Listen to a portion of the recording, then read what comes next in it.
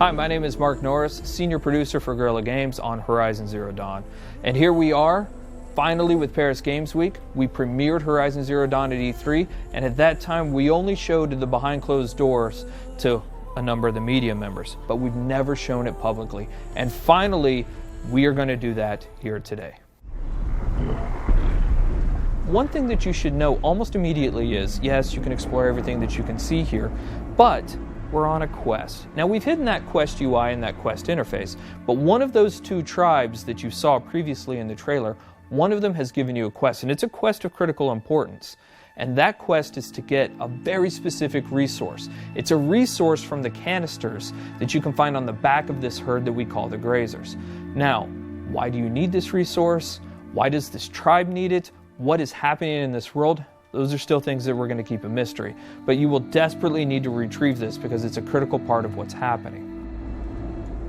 As you're looking at this screen, for the very first time, you're going to notice some of our UI or our HUD elements. Now, the art on this isn't exactly final, but you can start to see how the game is really starting to creep into what we're doing. You can see in the top middle part of the screen that there is a compass. Now, we've hidden our quest markers and our quest objectives, and we'll talk about a quest here in just a moment, but you can see a compass certainly denotes an open world style of adventure.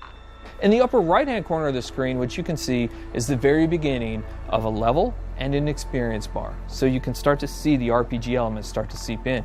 In the lower left hand corner of the screen, you can actually see our health bar. It's unusual, it's painted like an arrow. Some of the tribal influences are certainly coming into the UI and HUD, and even though the art's not final, you can expect that those tribal influences will stay.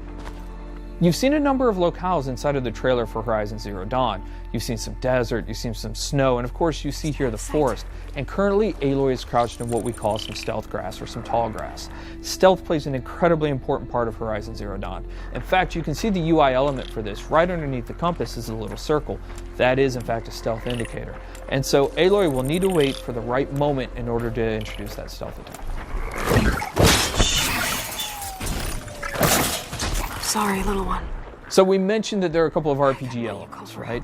One of those things that you just saw, especially if you've got the keen eyes or if we zoom in on it, is the number 825 that just popped up.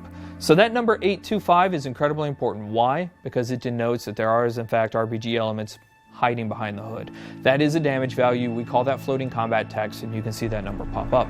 But now we've actually also gotten into the loot menu. Now, we've described previously how important the machine parts are to the world of Horizon Zero Dawn, but here we're showing you some of those parts. In fact, that flame coil that you can see on screen is one of the elements that's required to build explosive arrows. Now, machine parts are incredibly important. The economy, the entirety of the world of Horizon Zero Dawn is built around these machine parts. So here you can see Aloy picking up what is essentially a couple of health plants. Now, those will fill up your health if you get low, but the important thing here is actually what they represent. You will want to explore every nook and cranny of this open world. The ancient city, the tops of mountains, rivers and valleys, all kinds of settlements, because you never know what you'll find. Guerrilla's DNA is strong in Horizon Zero Dawn. We've talked about this game being an action RPG, but Guerrilla Games is really known for its action. What Aloy is going to do here, she's going to use what we call the explosive tripwire. And that is really used as a trap. It can be used as a defensive countermeasure, but it's mostly used as a preventative measure. She knows, because she spent so much time with these machines, that these grazers are incredibly skittish, that they will run off at the first sight of her or the first sight of noise. And she knows that if she's going to complete this quest, she's got to get those canisters. So for her, the best way to make sure this happens is to set these explosive tripwires down and try to find a way to force the grazers into the traps. So that's what we're going to try and do. We're going to set down a couple of these traps, and we're going to try and create a distraction.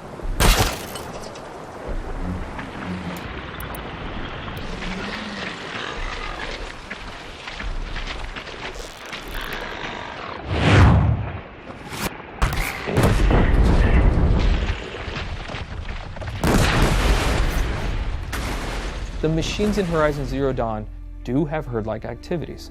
And here we have a species defending itself, these grazers allowing a couple of them to stick around to fight Aloy.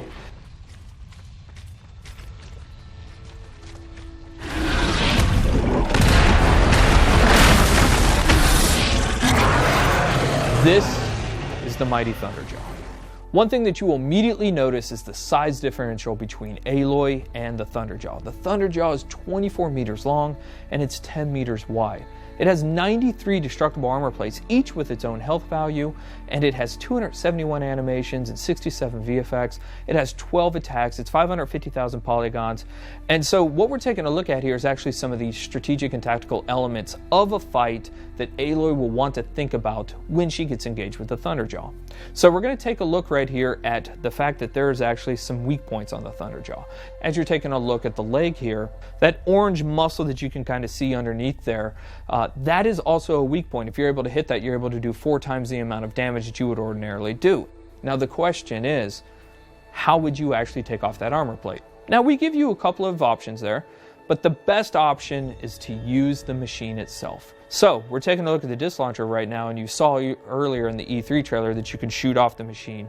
You can shoot off the disc launcher, but you didn't know why we did it. The reason why we did it is because it takes a lot of arrows to knock off a Thunderjaw's armor plate. But if you can knock off its disc launcher, you can pick the disc launcher up and use its own weapons against it, and that's one of the best ways to take down the Thunderjaw.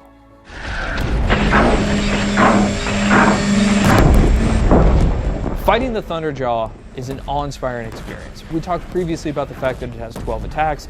A number of those attacks that you're seeing now you hadn't seen before. It's not that it has a tail swipe and a foot stomp and a little bit of a disc launcher attack. Shooting off those disc launchers is incredibly important for a second tactical reason. It has a 360-degree absolute assault with that disc launcher that makes it incredibly difficult for you to get anywhere close to it.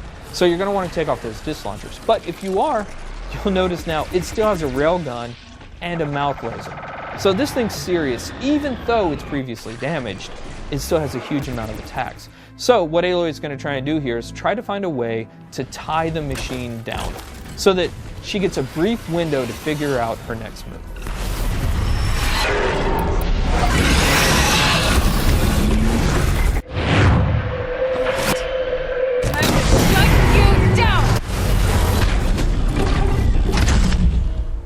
So that was the playthrough of the behind closed door session of Horizon Zero Dawn. We cannot wait to show you more. We're going to show you something brand new and something huge next year. Thank you.